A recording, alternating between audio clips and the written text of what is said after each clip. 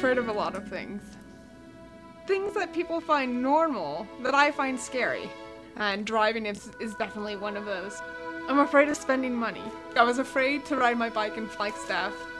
I'm afraid to be touched. I hate hugging. I hate talking on the phone. I'm afraid to do it.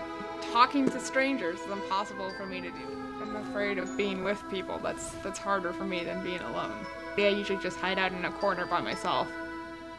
If I wear a costume, then I'm safe. I'm putting something between me and the other person. So I don't have to be me, I can hide. I'm afraid of growing up. I don't want to do adult things.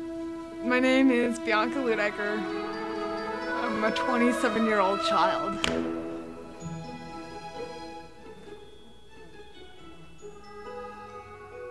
I grew up watching horror movies. I remember when I was a kid and we watched a lot of horror movies and zombie movies for sure. Horror movies are entertainment.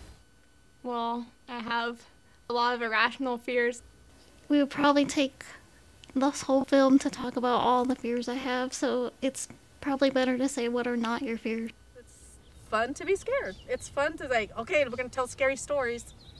And they all get scared and then you go to bed at night and you know you're safe. Nightmares, I think it gave a lot of nightmares. I think if you like it, you watch, and if you see, oh, I don't like this, I'm not going to watch it. It probably affects the fact that I have nightmares sometimes. If you're a little kid, you don't always have the best judgment. No.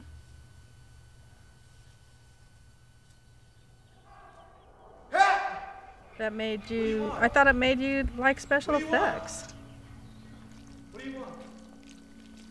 I'm really into blood and gore. So I wrote this documentary around exploding a head. And I actually cast a couple of heads back there, 2 of them, that I'm going to stuff with blood and gore and shoot with a shotgun.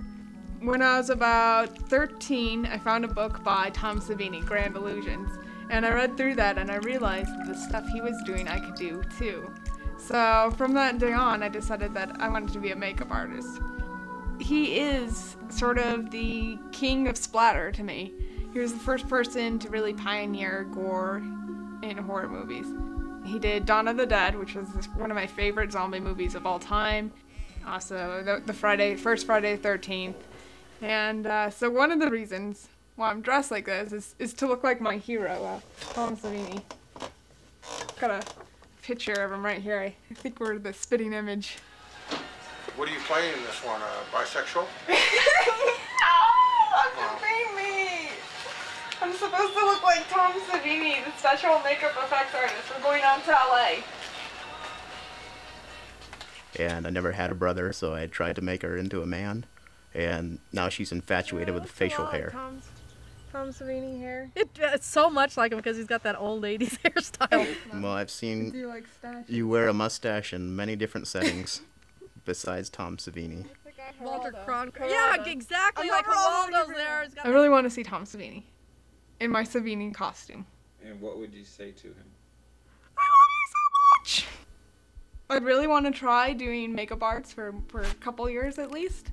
And there's no way I can do that here in Sedona. There's lots of things I've never done that I haven't listed off yet. Like I don't have a credit card. I haven't driven on my own. Haven't been on a plane. Haven't been on a subway. Haven't been on a bus. Haven't done anything really. I'm 27 years old and I haven't done anything. So I've never really gone on a vacation by myself. Last year was the closest I ever got to going on a vacation without my mommy. Furthest I ever got from moving away from home was living in Flagstaff, which is an hour from Sedona where I grew up. Bianca's been around us for a long time, and she's just about as dear to me as Mitsu is. Nobody in my family has been able to leave home. What's the farthest you've ever lived from home? Flagstaff? I think it's just a comfort thing to be around the place where you grew up. Home calls you back because there are problems at home. At some point I was responsible for being there for my sisters, which is odd, I guess. We have a strong attachment to home, but I don't think that means that we've never left home.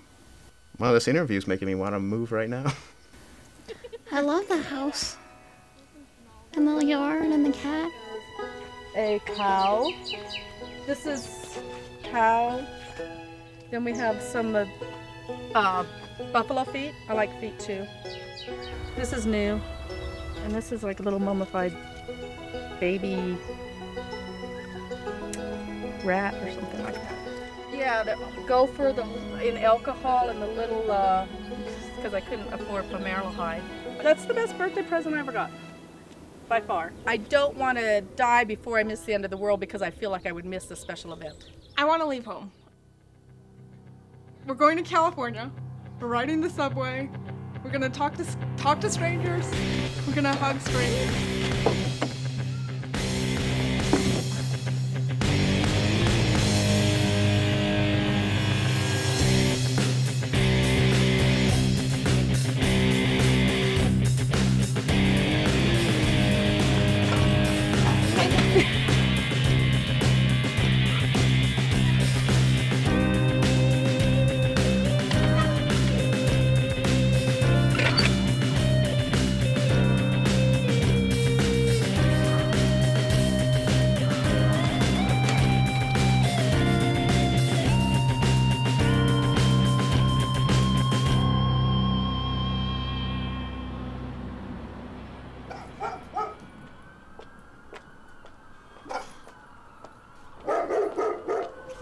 Be a character called Squid Squatch.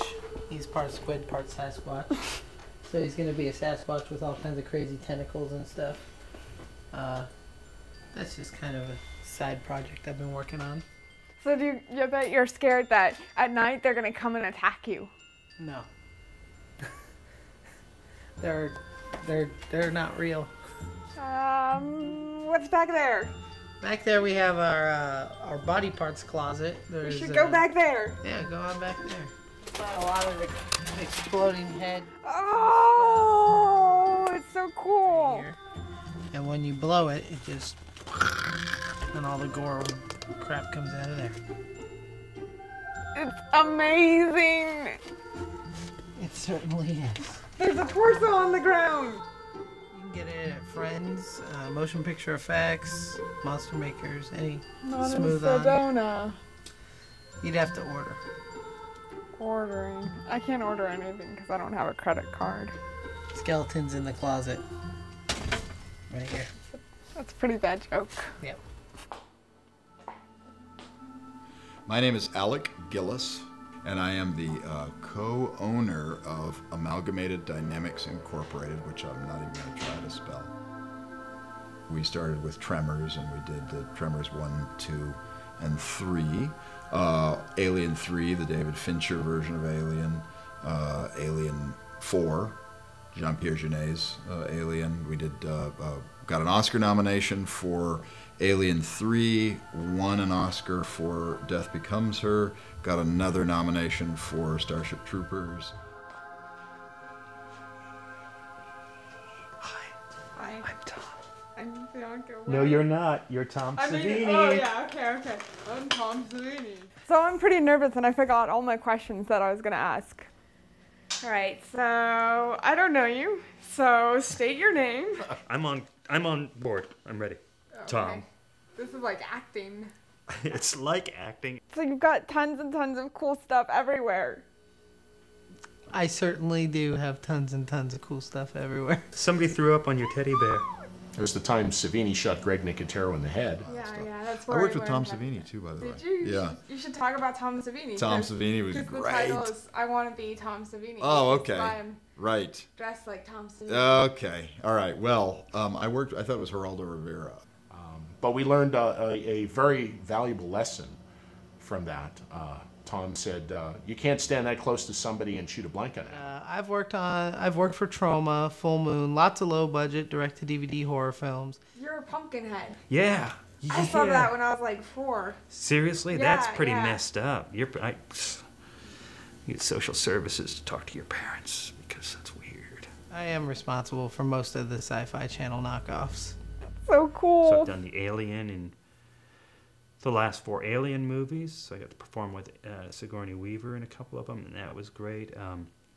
I was Goro in Mortal Kombat. I was this big armored alien creature in Race to Witch Mountain. I played a gorilla in a few movies. I was the eviscerated corpse laying on the table trying to bite Dr. Logan's hand, and break free and roll over, and the guts spill out onto the floor, and then I get drilled in the head.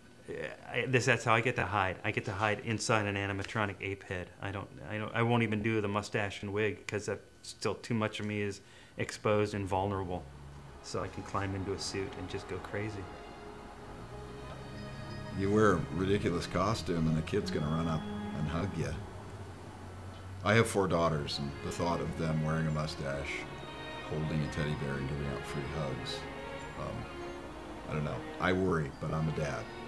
I used to do mascots for radio stations and things like that when I was growing up, and that was always great too because I could get into a costume and nobody had any idea it was me, so I was really a shy kid growing up, and this gave me a chance to get around that and kind of overplay it and just have fun and be a goof and not worry about anybody knowing it's me. It's actually become very comfortable and in a way, in a weird way, normal to me to be inside a suit doing stuff like that. Because I grew up very, very, very shy, and I had to overcome it, and so the mask that I wear is the outgoing, well-spoken person. I'm Alec Gillis. Hi, how are you? It's all fake. Yeah. Nobody's really confident, right? You're an interesting character. An interesting character. I want to see where this goes. But I need to see it go somewhere, right? It's got at the end. It's got to end big, right? Well, Is it going to be you? I was trying to get Tom Savini and go on my first plane flight. Oh, I ended up blowing up heads. I totally forgot about that part. Really? Yeah, I've been making life casts of heads. I had my own head life cast. It's kind of a scary process.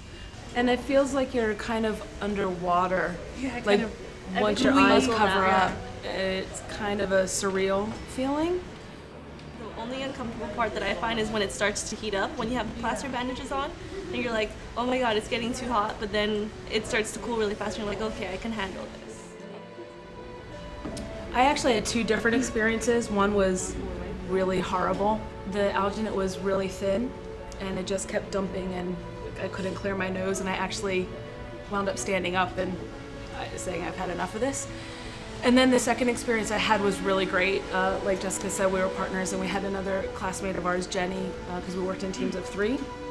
And so we had already established kind of the ground rules, like there would always be one person there, you know, watching the nostrils, making sure that we could breathe. Well, for me, I'm somewhat claustrophobic, so it wasn't that great of an experience, but I managed to get through it. Have you ever shot one with a shotgun? Yeah, and for that, I'll have the pipe coming through it and out the back. It's dangerous. Oh, don't do that. And you kids at home, guns are not toys, nor are they tools. Actually, they're tools of death. Maybe I'm a little bit of an adrenaline junkie, and I like that sort of thing, so I'm not really afraid to get hurt or anything like that. That was a fear in LA, working on him, having tons of clay fall on you from a dinosaur. That could ruin your day. You know, I'm not afraid of much. I hate potatoes that have like the roots growing out of them. That just freaks me out. Are you afraid of potatoes? No, only what they do to my waistline. There's something to do with childhood fear that I wish that people could retain their whole lives.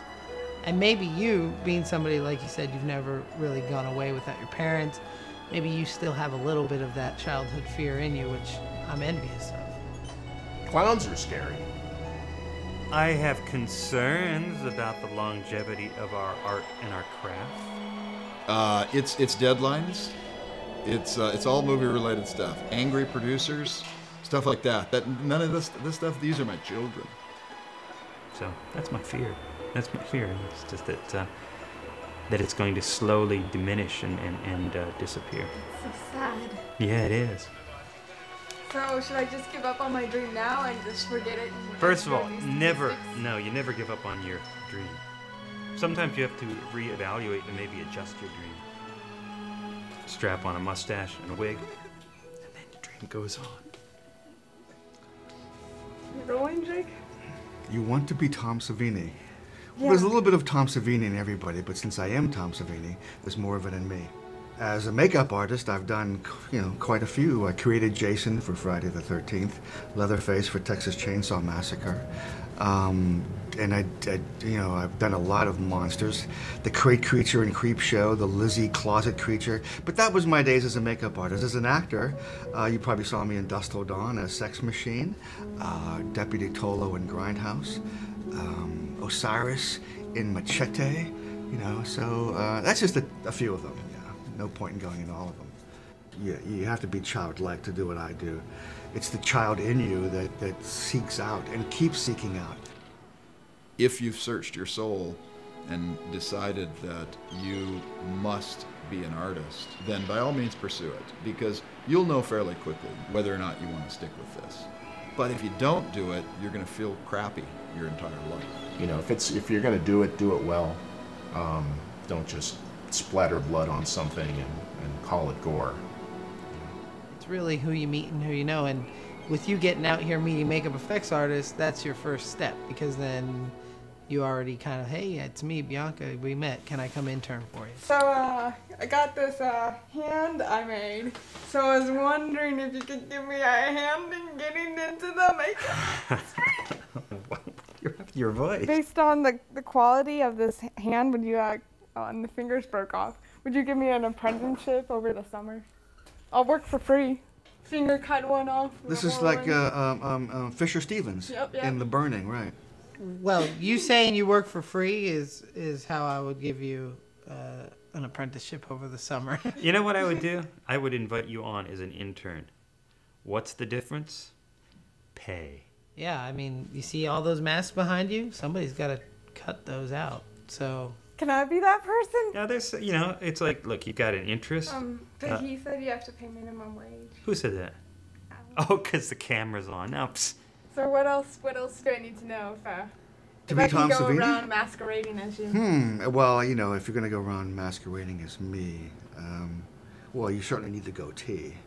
You need so to I work, should have the 80s? Yeah, so one of the things I heard about you is that you like to do push-up contests. Oh, yeah, I challenge... And since I am you, I also do push-up contests. I won the push-up No, but contest we're not last talking. semester. We're not talking normal push-ups, though. But we're definitely having a push-up contest. Okay, and great. I'm gonna win. You think? I'm confident. But you got to do the push-up that I do. Okay, I All can right, do great. the push-up. And I'm a 65-year-old man, so. Like this. That's it. Oh, you did it! You are Tom Savini. That was great. Really, not hardly anybody can do that. Really. You're definitely you. And you have to be annoying. You can't just, wimp out on it. Sometimes people will hire you just to shut you up, But you've got to show what you can do to other people. So you've got to be persistent. And consistent persistence. That's what works. If you squeeze an orange, what comes out? Orange juice. Why? That's what's inside. Okay. If you squeeze us, if you put the pressure on us, what comes out? Humor. Because that's what's inside. And that's something that's important if you're going to be Tom Savini. If the pressure is there, humor comes out. I mean, seriously, you've got to feel more comfortable as Tom Savini. It gives you, permission to go have fun and be really obnoxious and goofy. Yeah, I'm curious. I want to see the end of this. I want to see the end of this documentary where you finally stand up and you become Bianca, and the wig and the mustache That's come actually off. our ending shot. We have a crane shot planned. The wig and the mustache. That's right. By the time the crane shot gets far enough away and the wig and the mustache come up, you're so small you can't even see it. Yeah, I guess I think she took her wig and her mustache off. I'm not sure.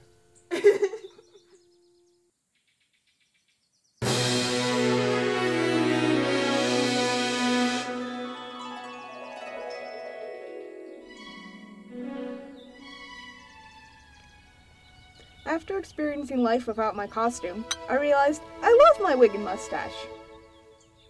Without my mustache, I would have never filmed this documentary, never have left Sedona, never interviewed my heroes, or hugged people on the street. I don't need a change to accomplish my goals. I can be myself, even if that means pretending to be someone else.